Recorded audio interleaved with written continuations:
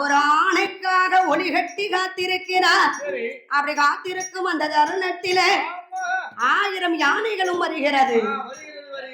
1000 ஆணைகளும் அலறிக்கொண்டும் பிளிரிக்கொண்டும் ஒவ்வொரு ஆணைகளும் வருகிறது. அப்ப பார்த்தார் தசரத சக்கரவர்த்தி, தானி மரத்தை விட்டு நாமல் கீழிறங்க கூடாது. ஏன்னா யானைகளை விட்டு என்ன செய்யும், அது திமிரு பிடிச்ச யானை, காட்டு யானை நம்மள மிதிச்சிரும். அதானே, அப்ப நாம உயிர் நமக்கு ரொம்ப முக்கியம். இந்த கூட்ட யானை கூட சில நேரத்துல ஒண்ணு செய்யாது. இந்த ஒத்த யானை வரும் பத்தியலா, அந்த யானத்தை விரட்டி விரட்டி எடுக்குமா ஆளுக்களை. இப்படி இருக்கக்கூடிய தானி மரத்தில் இருக்கக்கூடிய தசரத சக்கரவர்த்தி 1000 யானைகளும் வருகிற போது, ஆஹா இன்னைக்கு இந்த யானைகளை விடக்கூடாது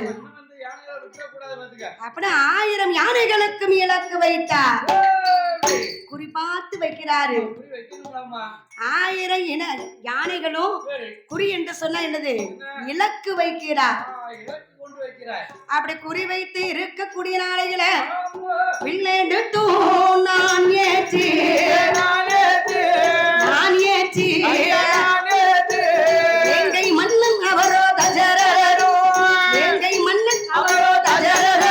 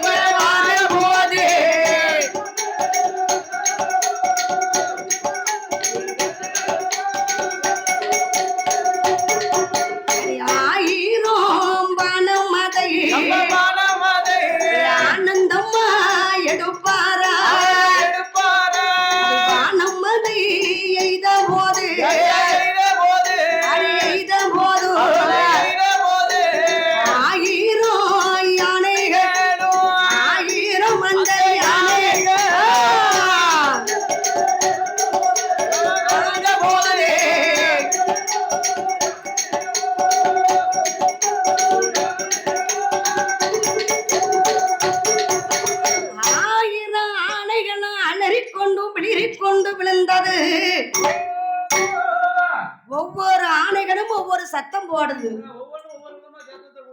சில ஆணை கீழே இறங்கிதான் சத்தத்தை கொடுக்கும். சில ஆணைகள் என்ன செய்கிறது, கீழே விழும்போதே சத்தத்தை போடுது.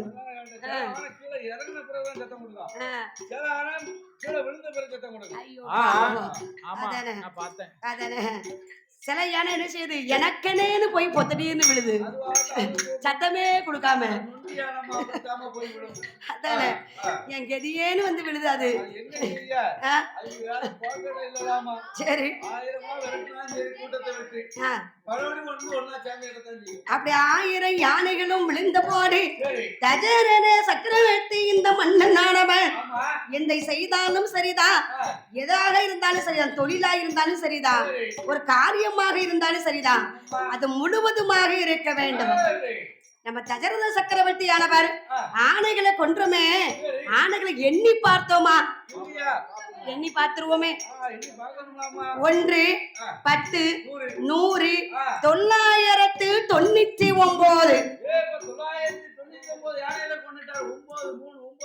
1000க்கு ஓராணை குறைவாக இருக்கிறது ஐயோ ஓராணை குறைவாக இருந்தால் ஒரு குழந்தை குறையாகி விடுமோ தப்பித்து போன யானை எங்க போயிருக்கும் இந்த வனத்துக்கு தண்ணி குடிக்காம அந்த யானையால எப்படி வாழ முடியும் அதனால யானையை நம்ம கொன்றுதான் போக வேண்டும் என்று தசரத சக்கரவர்த்தியானவர் ஓராணை கொள்வதற்கு காத்திருக்கார் மன்னவரோ ஓராணை கொள்வதற்கு காத்திருக்கார் மன்னவரோ 6 மாத காலமாக அயோத்தி மன்னன் தசரதரோ 6 மாத காலமாக வனமதிலே காண வந்தார்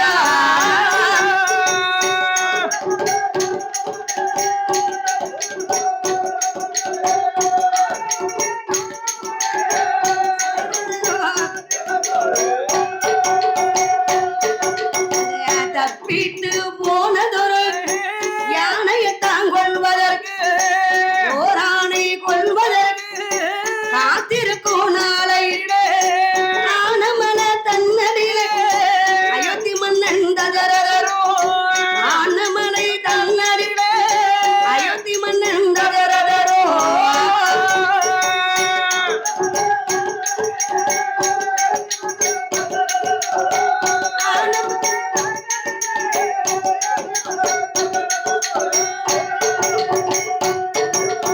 ஓராணையை கொள்வதற்கு காத்திருக்கக்கூடிய நாளையில 999 யானைகளை 8 நாளுக்குள்ள கொன்றாரு ஆனா இந்த ஓரானை இந்த சித்து யானை இந்த பொடி யானையை கொள்வதற்கு 6 மாசமா காத்திருக்காரு ஐயா அப்பவும் யானை வர மாட்டேங்கிறது யானை என்ன யானைக்கு தெரிஞ்சிருச்சு அதானே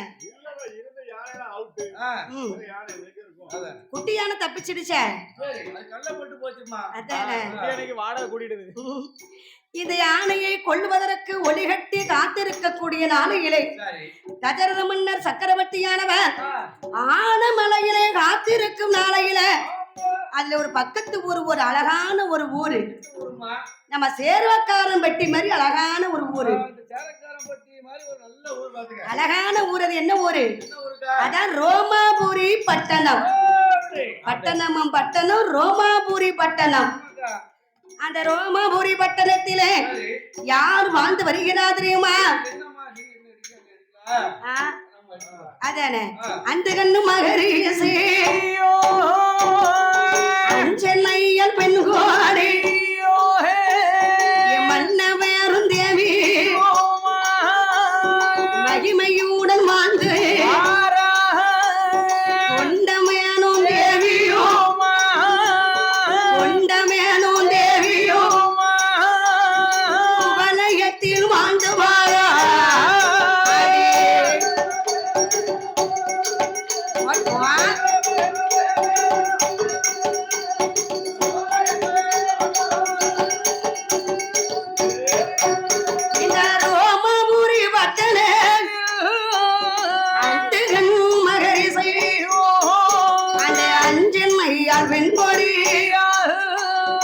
வாழ்ந்து வரும் நாளை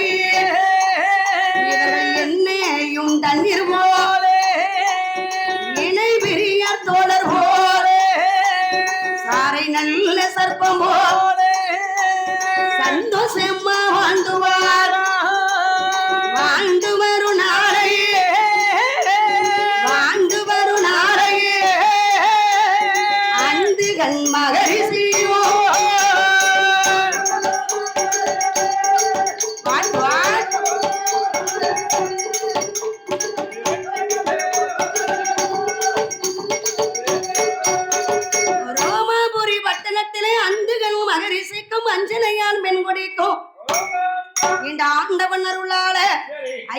நகரத்திலே தசரத சக்கரவர்த்தி குழந்தைக்காக யானைக்காக ஒலிகட்டி காத்திருக்கும் நாடு பக்கத்து ஒரு நாடு ரோமாபுரி பட்டணம். அந்த ரோமாபுரி பட்டணத்தில் அந்தகன் மகரிசையும் அஞ்சனையால் பெண்கொடியும். அந்தகன் மகரிசி என்றால் அந்திக்கு மேலே கண்டறியாது. அதனாலதான் அவர் அந்துகன் மகரிசி என்று அழைத்தார்கள்.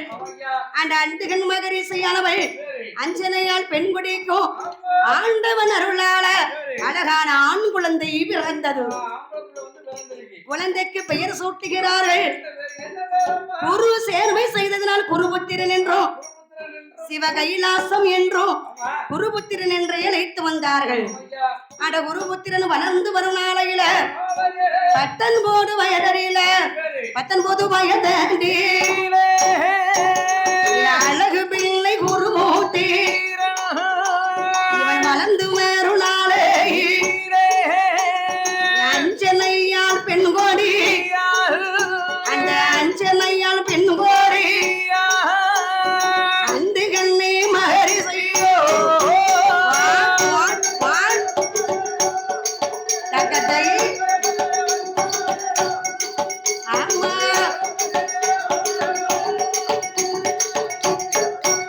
ஏ என்கேனவா ராஜமன்னா எனக்கு வைத்தேன் நாமல் பிள்ளை கண்மேலி என்கேனவா ராஜமன்னா கல்யாணம் முடிக்க வேண்டும் நம்ம முடிக்க வேண்டும் கண்கூடிர இப்போ பார்க்க வேண்டும் நம்ம முடிக்க வேண்டும்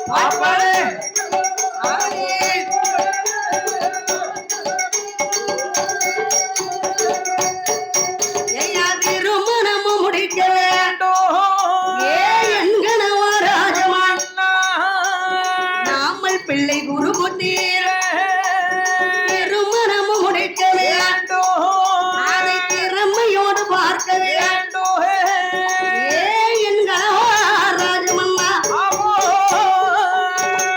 அல்லவா ராஜமன்னா என்ன நம்ம பிள்ளைக்கு வயசு 19 வயசு பருவ வயசு 19 வயசு. கண் கெட்டதுக்கு அப்புறம் சூரிய நமஸ்காரம் செய்ய முடியுமா? முடியாது முடியாது.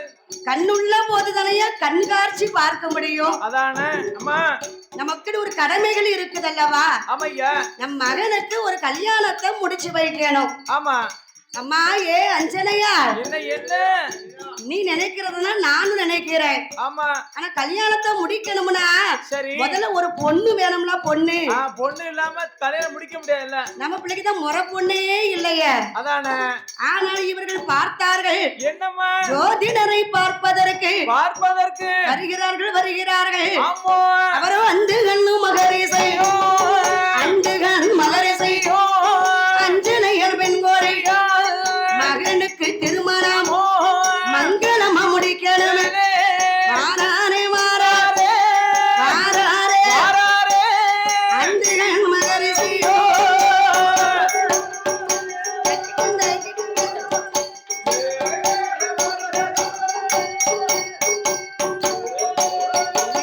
ஜோதிடரை பார்க்கும்போது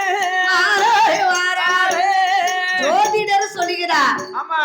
ஐயா என்ன என் மகனுக்கு நாங்க கல்யாணத்தை முடிக்கணும்னு நினைக்கிறோம். ஆமா நினைக்கிறோம். என் மகன் பேரு குருபுத்திரன்.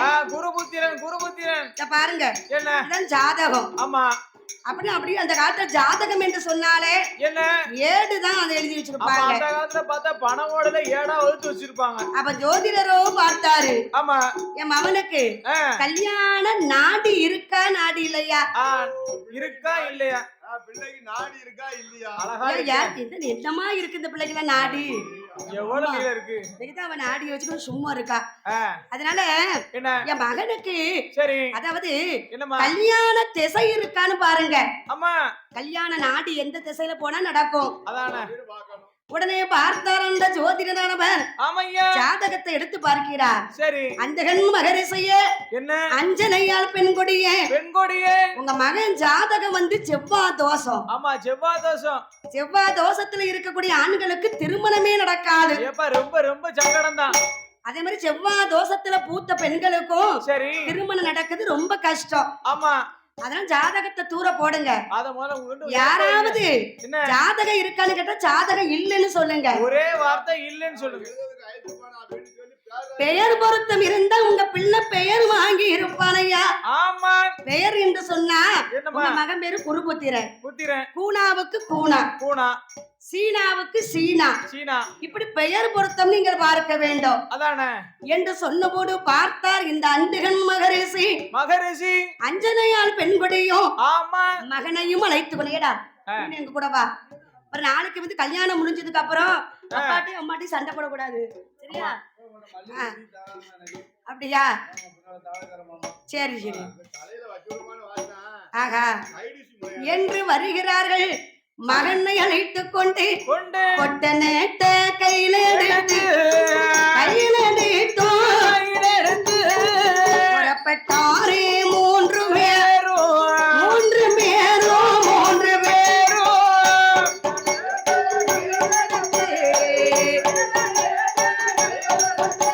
What?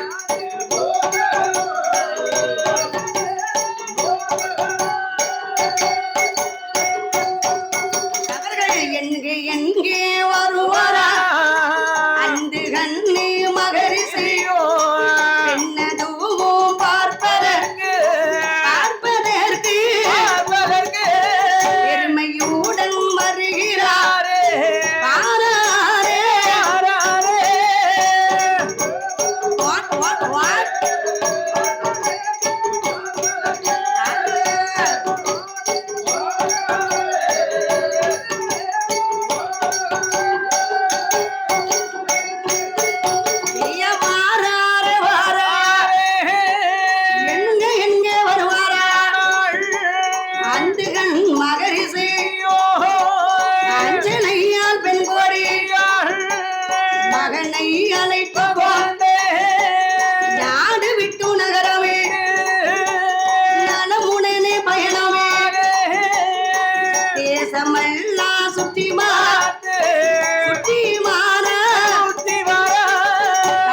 பெண்ணடமும் கிடைக்கவில்லை.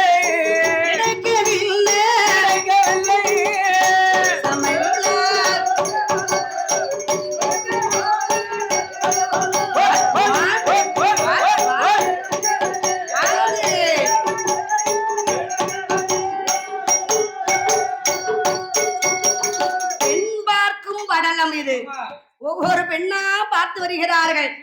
மகனுக்கு பெண்ணை பார்க்கும் போது ஒரு பெண்ணு பார்ப்பதற்கு ரொம்ப அழகா இருக்கிறார். ஆனா பெயர் பொருத்தம் சரியில்லையே. நம்ம மகன் பேரு குருபுத்திரன். அந்த பிள்ளை பேரு என்ன பேரு? அவ பேரு மல்லிகா. கூனாவுக்கு மானா சேருமா? சேரவே சேராது. அப்படி இன்னொரு பெண்ணை பார்த்தார்கள். இன்னும் அந்த பெண்ணை பேரு என்ன பேரு? இவர் பேரு என்ன பேரு? குருபுத்திரன். அவன் அந்த பிள்ளை பேரு குருவம்மா. குருவம்மா பேரு பொருத்தமா இருக்கு. ஆனா ஆளை பார்த்தா அட்ட கருப்பா இருக்கா. கொஞ்சமாவது ஒரு முக லட்சணம் இருக்கணும்ல. அப்படி சரி பெண் பார்த்தால் பெயர் பிடிக்கவில்லை, பெயர் பார்த்தால் பெண் பிடிக்கவில்லை. இப்படி ஊராக கடந்து வந்து பெண்ணே கிடைக்கலையா. நல்ல ஆண்களுக்கு பெண்ணே கிடைக்காது. இந்த ஊதாரித்தனம் பண்ணுவாங்க பாத்தீங்களா, அவங்களுக்கு தான் பொண்ணு வீட்டுல வந்து இவரைத்தான் கல்யாணம் முடிப்பேன், இந்த ராசாவத்தான் நான் கல்யாணம் முடிப்பேன். பொண்ணு கொடுக்க மாட்டாங்கல்ல, நேரம் பொண்ணு கிடைக்காது. அதேதான் நமக்கு நீ அதுக்கு சரிப்பட்டு வர மாட்டாங்க. அது தெரியல, நாங்க சொல்றோம்ல, நீ சொல்லி என்னத்துக்கு? அத முக ராசி அப்படி சொல்லுது. முக கலை அப்படி இருக்குல்ல, தெய்வீக கலையா இருக்கலாம். அதானே ஆனாலும் இருக்கக்கூடிய அந்த கண்ணும் மகரேசையும் அந்த அஞ்சனையால் வெண்கொடியும் குருபுத்திரனும் பெண் கிடைக்காமல் வருகிறார்கள். அழகான ஒரு ஊரு, அதான் சித்திரவல்லிபுரத்துக்கே வருகிறார்கள். சித்திரவல்லிபுரத்திலே சித்திரவல்லி ராஜன் ஆண்டு வருகிறார். சித்திரவள்ளி ராஜனுக்கு ஒரு மக, அவ பேர் தான் சித்திரவள்ளி. சித்திரவள்ளின்னு அவ வில்லி தான். அந்த சித்திரவள்ளியானவளும் அவளும் ஊத்து நிறைந்து பருவ மங்கையா இருக்கா. ஆனா அவ நேரம் என்ன நேரம் தெரியுமா? பூத்த நட்சத்திரம் மூலத்தில பூத்து இருக்காயா. முத்தத்து மாமிய மூளையில வச்சு பாப்பா. யாரு? இந்த சித்திரவள்ளி.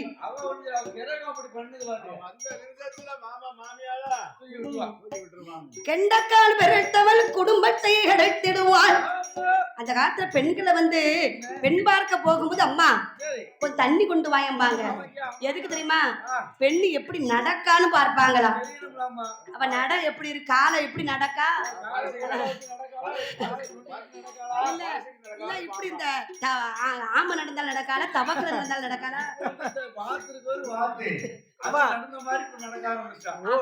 நீ எப்படி நடக்கிறன்னு தெரியுதா? ஆமா, இவளுக்கு நட பத்தி இவன் நட ஸ்டைலே பாத்தியா? 18 வயசு அவன் காலோட இருக்கான். இவளுக்கு வேற லெப்ட் ஒண்ணு ரைட் ஒண்ணு கேட்கு. ஆனாலும் இருக்கக்கூடிய இல்ல அதானே பார்த்தால் இந்த சித்திரவள்ளியானவள் ஆளாகி இருந்து அம்சமாக இருக்கும் போது, அதுதான் பெண் பார்க்க போகும்போது சில பேர் உன் பேர் என்ன பேருன்னு கேட்பாங்க. எது வாய் வந்து என்னக்கான்னு கேளு, இல்ல என்ன அக்கானாது கேளு. அது எதுக்கு கேட்பாங்க தெரியுமா? பெண்ணுக்கு வந்து திக்கு வாயான்னு பாக்கிறதுக்கு. வாய் சில பேருக்கு கொண்டு வாய் மாதிரி பேசுவாங்க தெரியுமா? அந்த மாதிரி பார்த்தால் இந்த சித்திரவள்ளியை பார்ப்பதற்கு வருகிறார்கள் வருகிறார்கள். எங்கே எங்கே வருவரானா வருவரானா அண்டு கண்ணே மகரிசியோ வருவரானா.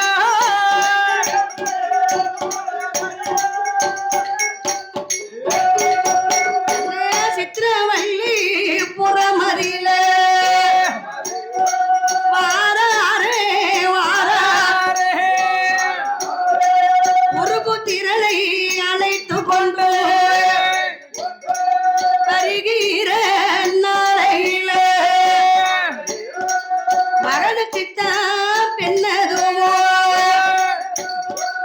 எப்படியாவது இந்த பெண்ணை பார்க்கணும். ஆமா, கல்யாணத்தை முடிச்சு கண்கூடிர பார்க்கணும். பெற்றவங்களுக்கு இருக்க கடமையே அவ்வளவு அதுதானே. பிள்ளைக்கு கல்யாணம் முடிப்பதான் பெற்றவர்களுடைய கடமை. அது பொண்ணே கிடைக்க மாட்டேங்கிறது. செலவு அவ்வளவு செலவு செஞ்சாச்சு.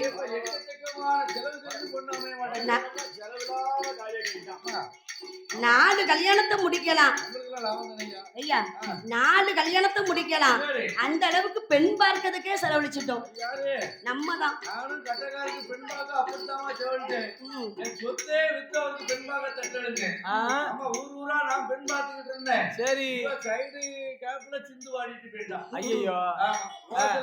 சிந்துல கவி பாடிட்டேன். அதனால இருக்கக்கூடிய